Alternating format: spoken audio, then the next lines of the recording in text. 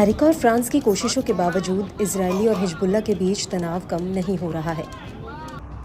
Israeli सेना ने बीते 3 दिनों में हिजबुल्लाह के 2000 से अधिक ठिकानों को निशाना बनाने का दावा किया है।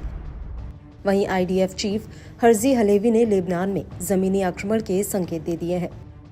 इजरायल और हिजबुल्लाह के ताज़ा संघर्ष पर नजर डालें तो इजरायल सैन्य अभियान को लेकर गाजा की तुलना में लेबनान में ज्यादा तेजी दिखा रहा है।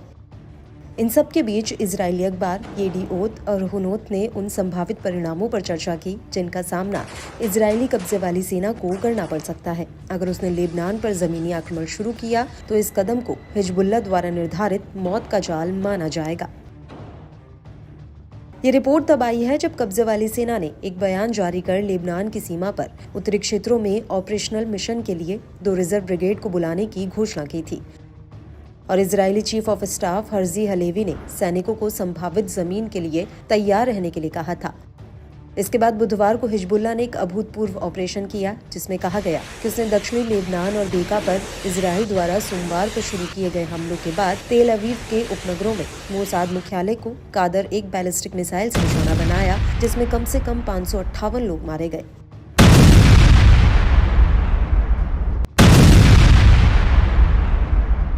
वहीं येडिओत के मुताबिक शीर्ष नेतृत्व के बहुमत का मानना है कि इजरायल ने पहले भी 2 बार 1982 और 2006 में लेबनान पर आक्रमण करके एक दुखद और कड़वी गलती की थी और उसे वही गलती नहीं दोहरानी चाहिए।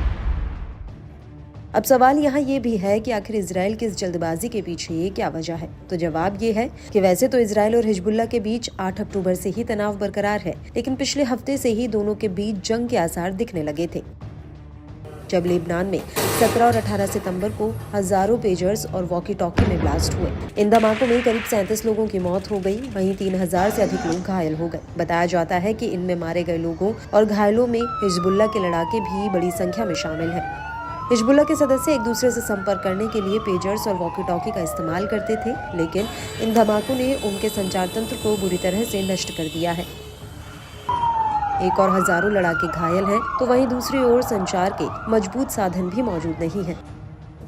इसके अलावा इजरायली सेना हिजबुल्लाह के इंटेलिजेंस हेडक्वार्टर समेत 70 खुफिया ठिकानों को भी निशाना बना चुकी है, जिससे हिजबुल्लाह को जानकारी जुटाने में मुश्किलों का सामना करना पड़ रहा है। ऐसे में माना जा सकता है कि हिजबुल्लाह इस वक्त कमजोर स्थिति में है, लिहाजा इजरायल के लिए हिजबुल्लाह के खिलाफ बड़ा अभियान चलाने और उसे पूरा करने का ये सबसे माकूल वक्त हो सकता है। हालांकि हिजबुल्लाह के बारे में जानकारी रखने वाले विशेषज्ञों ने इजरायल को इसके लिए भी चेताया है, क्योंकि दोनों के बीच हुई 2006 वॉर पर नजर डालें तो ये उसके लिए गलती भी साबित हो सकती है।